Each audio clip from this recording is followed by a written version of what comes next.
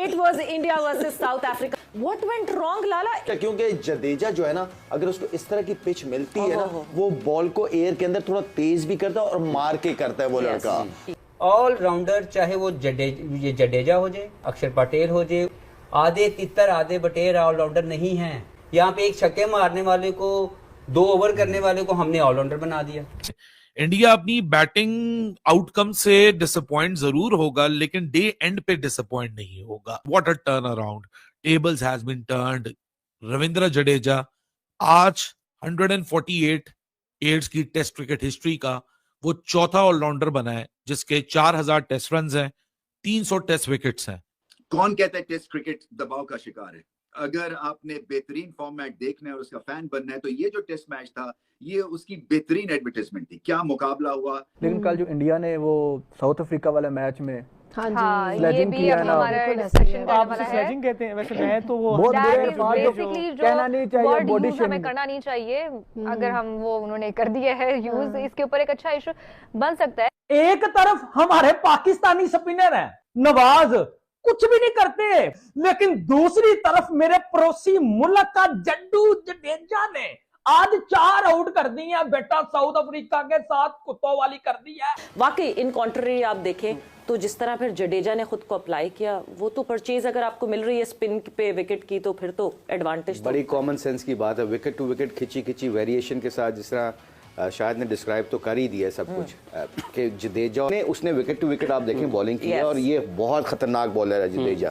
ये इतना, इसका एंगल पता है क्या, ये एंगल की cricket is all about angles game. ये क्या करता है कि अपने आर्म को ना नीचे भी मिला के ना तेज मारता है। ये देखें, अब वो अंदर के लिए खेला क्योंकि एंगल वो ऐसा था कि उसने ऐसे मारा अंदर, तो एक बैट्समैन अंदर के लिए खेलेगा ना तो वहां से इसको इतना स्पिन मिलता है, इतने ग्रिप की वजह से ना वो डंडा उड़ा देता है। देखें भाई, जिस तरह आज रविंद्र जडेजा ने आगे बॉलिंग की है, तो भाई आप माने या ना माने, इनमें जादू है। कल देखें यही ट्रैक, यही पिच, और भाई कल फास्ट बॉलर आके विकेट लेके जा रहा है, आज वही सारी स्पिन बॉलिंग होगी। तो भाई ये माने या ना माने, इसमें जादू है भाई। कभी स्पिन आके चलती, कभी फास्ट बॉलर, और रविंद्र जडेजा ये कोई नया नहीं आया भाई। पिछली सीरीज देख ले, वेस्ट इंडीज के खिलाफ 100 भी किया, वाइपर भी किया, और उसके बाद भाई मैन ऑफ द सीरीज भी रहा। तो ये आप इसको भूल नहीं सकते। लेकिन जिन विकेटों में पेस हो, बाउंस हो और टर्न हो, वहां रविंद्र जडेजा की राइट हैंडर्स आउटसाइड एज अपना बचा लें, बड़ा मुश्किल होता है। रविंद्र जडेजा, कुलदीप यादव, अक्षर पटेल, वाशिंगटन सुंदर की तो जरूरत ही नहीं पड़ रही, यही 3 काफी हैं। मतलब 93 for 7। एक टीम आपके होम ग्राउंड में आई हुई है, ठीक है, आप अपने आप को दुनिया की सबसे बड़ी टीम कंसीडर करते हैं, आप मानते हैं, आपका लेवल क्या हो गया हुआ है? कोई सीनियर प्लेयर है, बहुमा है, अब उस प्लेयर को अपने होम ग्राउंड पे किस तरह के जुमले जो है ना उसे कस रहे हैं। अच्छा, ये इंडियंस की अब बन गई है। विराट कोहली बात ये कि इसके अलावा कुछ हो नहीं रहा। बड़ी बात ये कि इसके खिलाफ तो करते हैं, आपस में भी बड़ा लड़ते हैं। विराट कोहली और गौतम गंभीर देख लें, गौतम गंभीर साहब का जो रवायत है ना, इसके अलावा अगर कुछ हुआ तो फिर तो घंटा बजा देगा, क्योंकि बबूमा अटक गया है। बोना पापा बबूमा अटक चुका है मार्केट के अंदर, और जिस अंदाज से उसने 29 रन किए, उसने अक्षर पटेल ने जो मैच के बाद में कहा है, वो शायद मैच के दरमियान ही लोगों को समझ में आ गया था कि ये वो पिच नहीं है जहां पर टुक लग जाए एक साइड से आदमी, क्योंकि बॉलर्स को ज्यादा हेल्प कर रही है। और जिस अंदाज से यहाँ पे इंडिया ने सेकंड इनिंग के अंदर साउथ अफ्रीका की परखचे बंदा जो उखाड़ दिया ना पकड़ के, किसी बल्लेबाज को जमने नहीं दिया, ये सबसे ज्यादा अहम है। कल India versus I think so UAE था, emerging Asia cup, Vaibhav Suryavanshi one man show दिखा गया, 144 का नो खेल के दिया। उसके बाद आज जडेजा वन मैन शो दिखा रहा है, लाइक कमाल, आउटस्टैंडिंग। किस प्लेयर को आप छोड़े, किस टीम में से छोड़े? कह रहे हैं कि हमसे एक मैच जीत की चलेगी, वो उनकी 20 से D टीम थी। ये भी आपने गलत इधर जज किया कि हमसे एक मैच जीत की चलेगी। लेकिन इंडिया के साथ जब भी कोई आता है वो आके देर हो जाता है, लेट जाता है, इंडिया बताता है कि भाई हम, और वैसे भी आके इंडिया को इंडिया में हराना ये हो रहा है भाई, हो रहा है। ये तो भाई कोई ख्वाब में सोच सकता है, अगर कोई आके हराता है तो ये तो बहुत बड़ा चैलेंज हो जाएगा। अभी इंडिया नो डाउट मैच में काफी आगे है। अब बाकी की जो 3 विकेटें हैं वो ये 40 रन के अंदर 35-40 के अंदर निपटा देनी चाहिए। आइडियल सिनेरियो ये होना चाहिए कि लेस देन 100 का जो है वो चेज करे इंडिया। और साउथ अफ्रीका, वो भी कहीं ना कहीं उन्होंने शुक्र किया होगा कि जान छुट्टी है, रोशनी भी कम हो रही है, मैच से भी रोशनी उनके लिए कम होती जा रही है, और अभी आउट भी हो रहे थे एंड पे। तो उन्होंने कहा चलो ठीक है, किसी ना किसी तरीके से अब कल तक कहानी चली गई है, कल आगे मॉर्निंग सेशन में निस्बतन जो पहला सेशन है कल का भी और आज का भी, उसमें जरा विकेटें कम गिरी हैं, कल वाले में भी और आज में भी। तो 2-3 विकेटें गिर रही हैं। कल मेरे ख्याल में 4 गिर गई थी पहले सेशन में, आज 3। इंडिया अच्छा खेल गया, कल साउथ अफ्रीका अच्छा खेल गया, क्योंकि ये पिच ऐसी दिख नहीं रही कि यहाँ पे पूरे सेशन में 100 रन आ जाएं। आज भी मॉर्निंग सेशन में 100 रन निकाल लिए इंडिया ने, और कल साउथ अफ्रीका ने 100 रन निकाले थे। तो अभी तक जो टोटल 6 सेशन हुए हैं, तो 6 सेशन में 6 में से 3 इंडिया के नाम, 2 शेयर्ड और 1 साउथ अफ्रीका के नाम। तो सेशन भी इंडिया जीत रहा है, गेम में आगे है, और वेरी वेरी डिफिकल्ट पिच। काफी लोग क्रिटिसाइज कर रहे हैं पिच को इंडिया के अंदर से भी, कि भाई कोई थोड़ा सा तो बॉल ऑन बैट का इवन कॉन्टेस्ट तो देखने को मिले।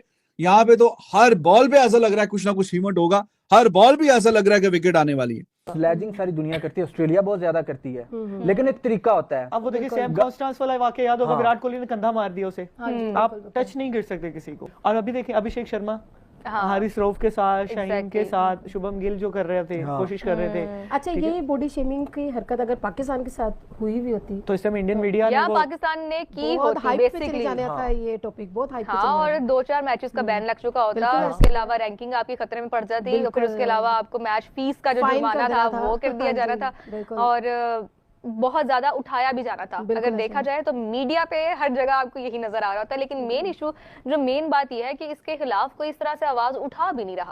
अगर हम साउथ अफ्रीकन प्लेयर्स की भी बात करते हैं तो वो आईसीसी क्यों नहीं इसके ऊपर एक्शन? बोर्ड जो है थोड़ा बहुत इस पे स्टैंड लेगा, और लेना भी चाहिए, लेना चाहिए ना। अगर देखा जाए कल का इशू है, ये कल का इंसिडेंट है, तो अब तक कुछ ना कुछ तो हो जाना चाहिए था। हाँ, उन्हें फायदा नहीं हुआ, आईसीसी उनके पास है। एग्जैक्टली, आईसीसी इंडिया के। लेकिन अगर ये कहा जाता है कि आईसीसी की सदारत फिलहाल उनके पास है, घर की जोरू बन चुका है आईसीसी तो है। मैं तो ये भी एक्सपेक्ट नहीं कर रहा था कि आईसीसी कल बाबर आजम की सेंचुरी के बाद भी उसे कोई कांग्रेच वगैरह, साल मुबारक वगैरह देगा, तो वो एक मैं बल्कि ट्वीट का वेट करता रहा। अच्छा, आ गई विराट कोहली को आया था।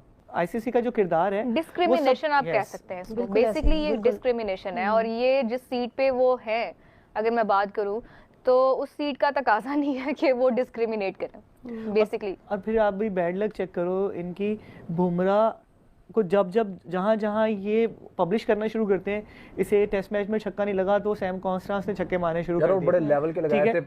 फिर कहते जी पाकिस्तानी किसी प्लेयर ने T20 में छक्का नहीं मारा, एशिया कप से पहले यही था।